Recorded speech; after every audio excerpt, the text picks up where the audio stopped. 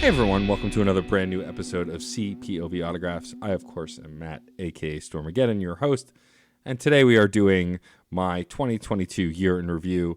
Sorry this month's episode is a little on the late side. I got buried in a bunch of other stuff, had some personal things go on, but February we're going to get it back on track. We're going to go back to the third Tuesday of every month, but thank you for your patience while I sort this out. Also, really quick before I get into the meat of this episode, Fun and Games, my video game podcast, just launched a Patreon. It's patreon.com/funandgamespod.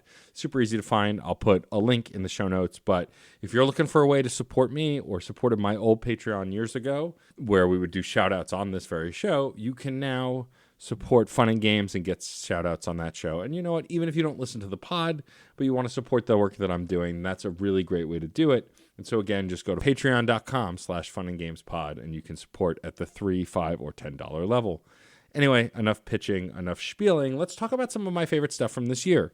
Doing these solo podcasts have become harder as I've started doing more interviews and, you know, the life has taken off on all of my other podcasts. But I do love doing these year-end reviews because I really get to just spend some time talking about some of my favorite stuff. And some of that favorite stuff was the stuff I'm about to mention. I don't know where I'm going with this.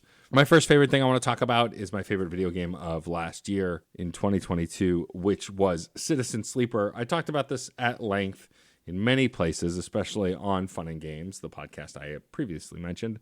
But Citizen Sleeper is a game mostly made by one person, and it is a incredible life sim kind of dice rolling, tabletop feeling video game where you play as a sleeper, which is a robot essentially with a human consciousness, because people sell their consciousness to corporations to then be used as working class laborers.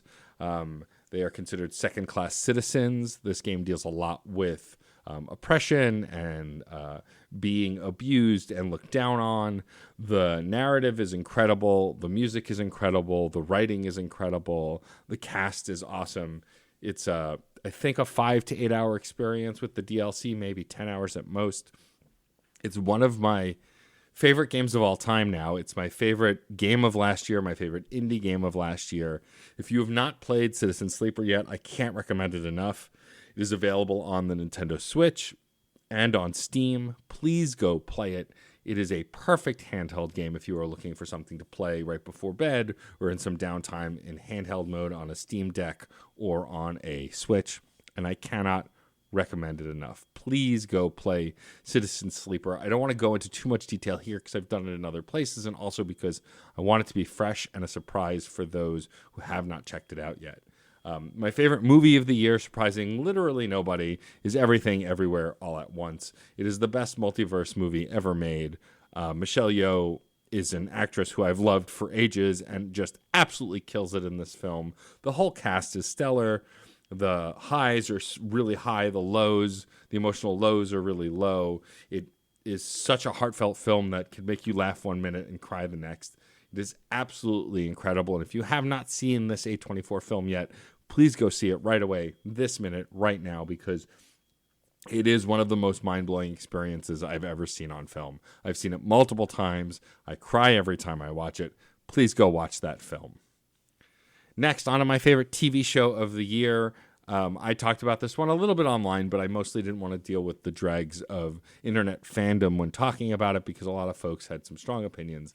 But I really loved Netflix The Sandman adaptation. I'm a fan of the comics, though I haven't read them in a while, and the cast for this show is absolutely phenomenal. The person they cast as Dream is spot on how I would imagine this character, and the stories are great, the casting is great, the visuals are awesome. I'm so excited for the second season, which they've already announced. It's just, if you are looking for a good adaptation that diverges from the kind of monotony that we've seen a lot in the Marvel films, I cannot recommend the Sandman TV show enough. I think that it does the source material service while still kind of being its own thing and really kind of branching out. It does follow very to the T stories from the comics. Some of the most incredible stories, like The Diner, were adapted incredibly and unnervingly in this TV show. And so I highly recommend it. Try not to binge it. I think take some time between each episode. I think letting the episodes linger really add to the enjoyment of it. Up next, my favorite album of the year. Most of my favorites this year won't really surprise anybody if you follow me on Twitter, because I've talked about a lot of these things at length. But my favorite album is, of course, the brand new record by Carly Rae Jepsen, The Loneliest Time. I love the singles. I love the whole album. Carly Rae Jepsen continues to be one of the best pop stars writing and working right now. I love all of her work, and I've always been an obsessive for her music and just really good pop music in general. And if you are also a fan of really great pop music, then you should definitely listen to this record. But I listen to it constantly, at least once a week, if not more often. My favorite song of the year, however, comes from my second favorite album of the year, which is Cry Baby by Tegan and Sara. And the song, my favorite song of the year, is Smoking Weed Alone by Tegan and Sara. I've listened to this song on loop endlessly. It is one of the best written kind of indie pop tunes that I think I've ever heard. It's just so smartly constructed. It's fun to sing along to. And it's something really heartfelt. I became re-obsessed with Tegan and Sara, a band I've liked for a while. When I got to see them in concert right after the new album came out, I got to go with my incredible spouse, Sarah, who is the one who really got me into Tegan and Sara. And if you haven't heard that new record, Cry Baby, or the song Smoking Weed Alone, I really recommend looking it up and checking it out. All right, on to my favorite podcast of the year. There are so many. It's always so hard for me to narrow down. I've been very lucky to join some really incredible podcasting communities this year, and I've met some really incredible people, a bunch of them who have already done side quests for the Fun and Games feed, which has been great. And one of those people, Dave Jackson, also has an incredible podcast of his own. Two, actually, but my podcast of the year is going to Tales from the Backlog. It is a video game, a podcast tackling one game at a time from the backlog, as we all have endless backlogs of games we'd like to play or that we love to play that we'd like to talk about. And by the time you're hearing this, in less than a month, I will be a guest talking about Bayonetta 3, for better or worse. But it is an incredible podcast that starts off just kind of broadly talking about a game and then hits a spoiler wall about 2/3 of the way through, gives you fair warning, gives the guests plugs there so you can jump ship if you want and don't want to be spoiled, and still get a meaty podcast of like over an hour. And then the back half to third, depending on how long the episode runs, is all the spoilerful content involving the narrative and specific mechanics that were behind that spoiler wall. I cannot recommend this podcast enough if you're a video game fan. If you listen to any of my podcasts, I really do think you'll like Dave Jackson's show, Tales from the Backlog. So please go check that out. I've added one new category this year that I should have been doing sooner, I think, just because I spent a lot of time watching YouTube. I wanted to share my favorite YouTube channel of the year, and the one I'm sharing this year is one that I've loved for many years, but I think really stepped up their game to the next level, which is Ant Dude. I've been watching Ant Dude since 2015, I think, so almost a decade, which seems kind of insane. I've had the pleasure of meeting Ant Dude several times in person, and he's always very lovely. His channel is delightful. It tends to lean on the positive side of gaming, which anyone who knows me knows I love. He is very funny and a good writer and a great video essayist about video games, and has done things about the Luigi's Mansion series. He's a Kirby obsessive. He loves the Sonic games. He's done a wide range of stuff, and if you're looking for a video game YouTuber to talk about some of the games that they love or don't love or cover franchise retrospectives, I can't recommend Ant Dude enough. So check that out. And then last but not least of my favorite stuff of the year, I wanted to talk about my favorite book/audiobook. This is always a combined category because I rarely read books these days. I mostly listen to audiobooks because it's easier for me to absorb the information. But my favorite audiobook of this year is written by a previous guest of this very show, the one and only Jesse Hempel, and it is The Family Outing, a memoir.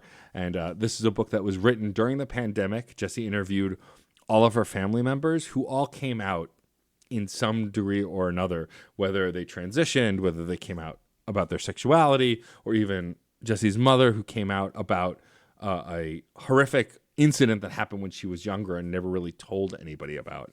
And it is just a brilliant, fascinating, heartwarming, and heartfelt book. I can't recommend it enough. Jessie is brilliant. I loved having her on the show and getting to hear her story, and now getting to read this book, which we were talking about just briefly when she was on the show. Now that it's here, I can't recommend it enough. If you've always wanted, if you've always had trouble sharing your story or wanted to share your story or have shared your story and it didn't go the way you want or it did, I think there's a lot to relate to in this book.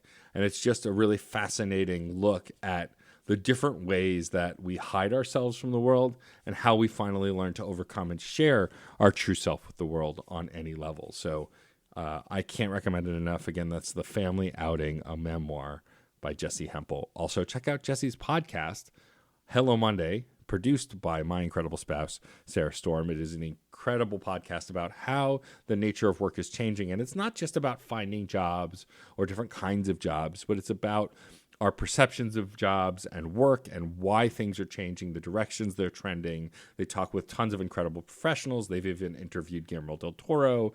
It just kind of runs the gambit of work and what work means in a modern era, not just the nature of office jobs. You know, it's much broader than that. And I think you should absolutely check it out.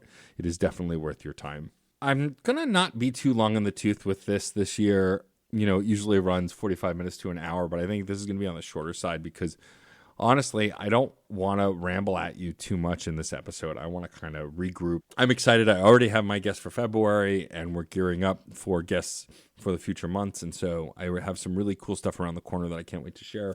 But I did want to talk about some really exciting moments and things that happened to me this past year in 2022. For one, I was hired as the freelance editor for the Game Informer show, hosted by my friend and the incredible video editor and talented documentarian, the one and only Alex Van Aken. I have had the pleasure of guesting on said show as well. Game Informer is a magazine I've read since I was, in high school. And to be a part of anything that magazine and that website touches now is brilliant. I love doing it. I love being the editor for the show. Everyone over at Game Informer has been really supportive and kind. I've gotten to know a ton of the other writers and editors over there too, and even the editor-in-chief. And so it's just a really cool place, and I'm glad to be a part of it. And I'm endlessly thankful that I was offered that gig and get to continue to do it even into 2023.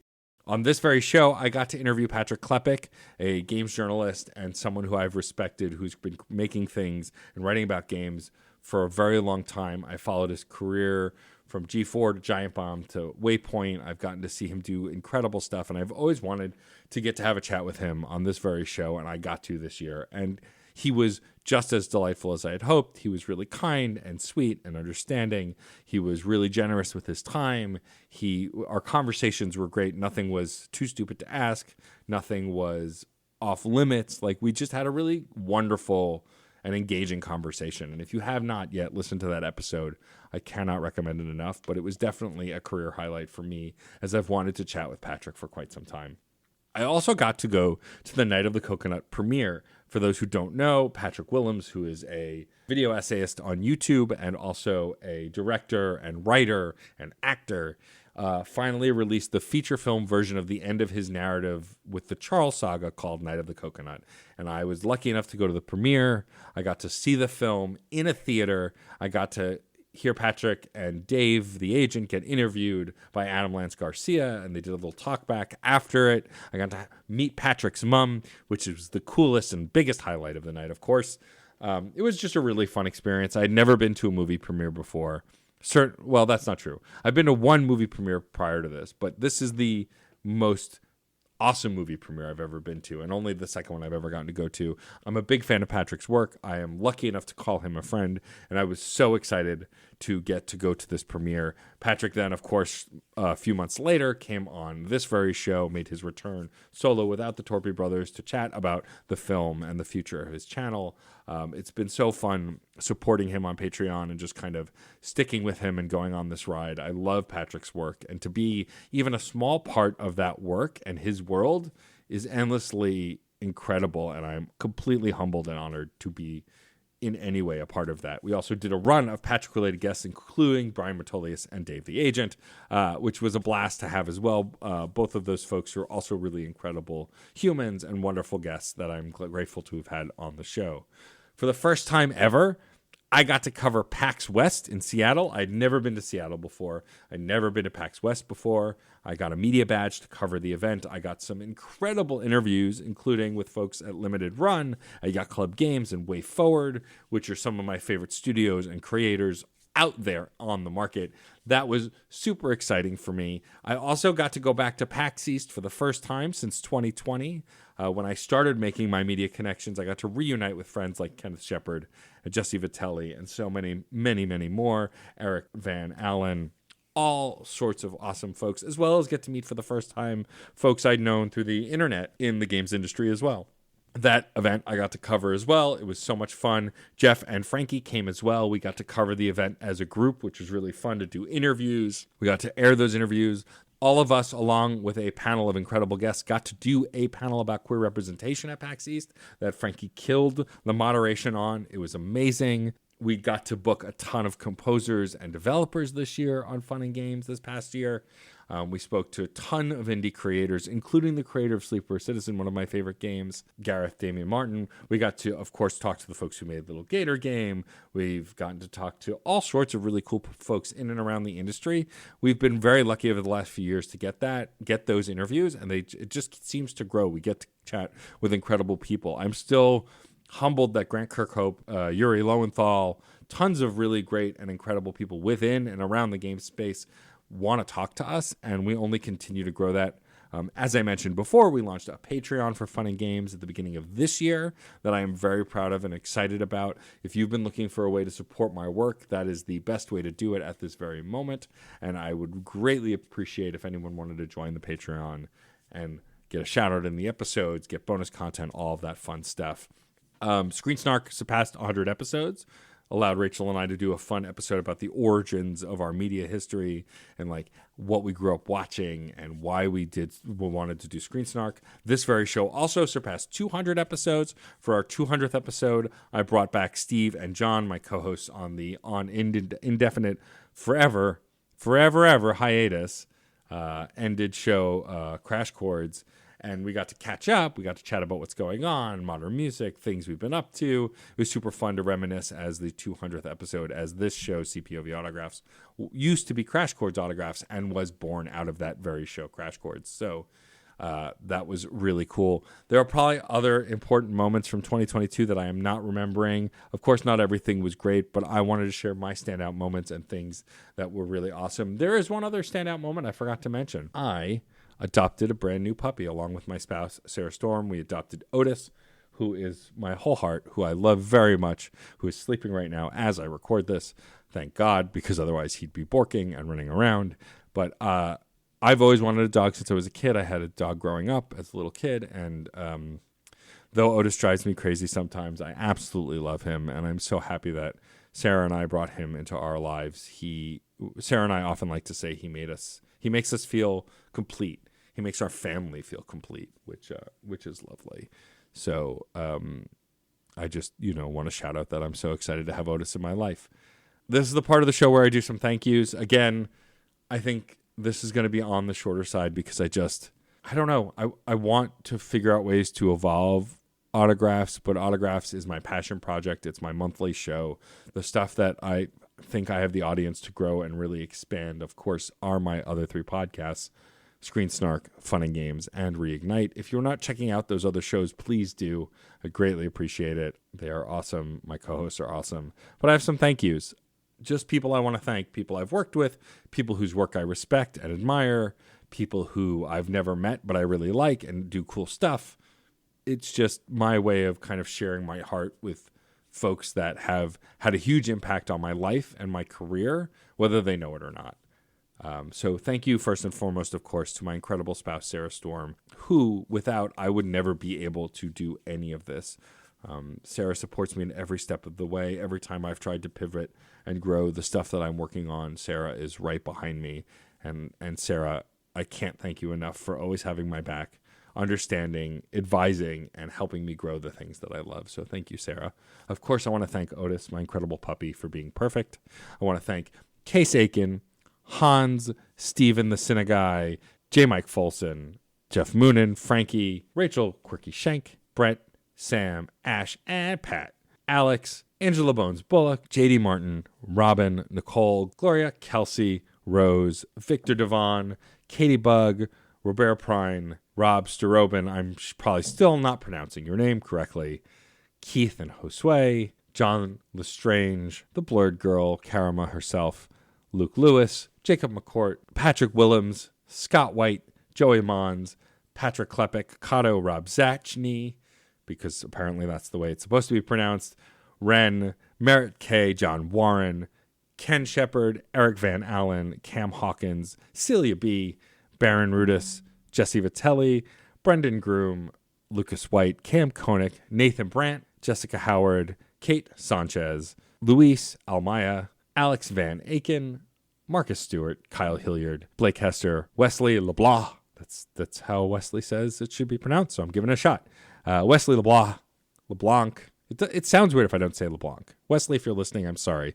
I'm trying to pronounce your name. Charles Hart, Matthew Finneman, Derek Van Dyke, Rebecca Valentine, Justin, Brittany, Sam, Jeff, Rar, Charlotte, Pilnock, Audrey, Dave Jackson, Dave Petrangelo, Terrence Wiggins, Chuck, Sulfur, Ray Apollo, Tanya DePass, Brian Gray, Glenn Batishell, Aaron, and Jesse Hempel, and so many more. As Otis starts to wake up and come over to see what I'm up to, I should wrap things up.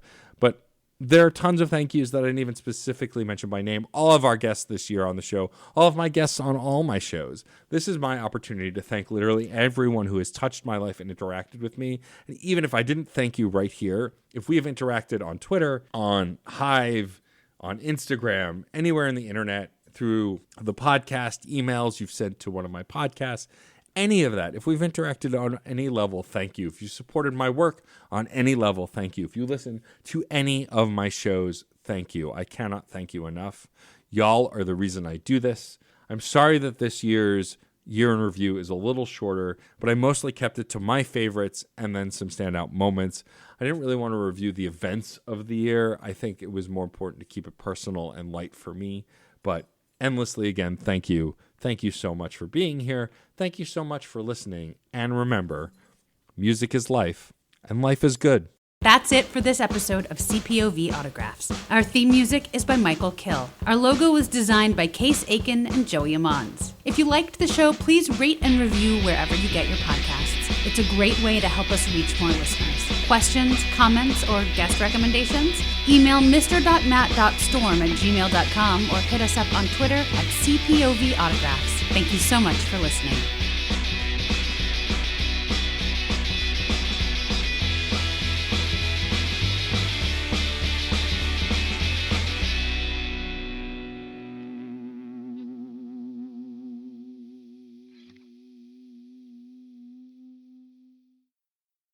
Video games are a unique medium. They can tell stories, Immerse us in strange, fantastic worlds. blur the very boundaries of our reality. But at the end of the day, video games are fun, whatever fun is to you. I'm Jeff Moonen, And I am Matt, aka Stormageddon. and on Fun and Games, we talk about the history, trends, and community of video games. It's a celebration of all the games we play and all the fun we find within them. And there's so many more games out there, so we hope you'll share in that conversation with us. Fun and Games podcast with Matt and Jeff. Find us on certainpov.com or wherever you get your podcasts. And happy gaming. CPOV. CertainPOV.com.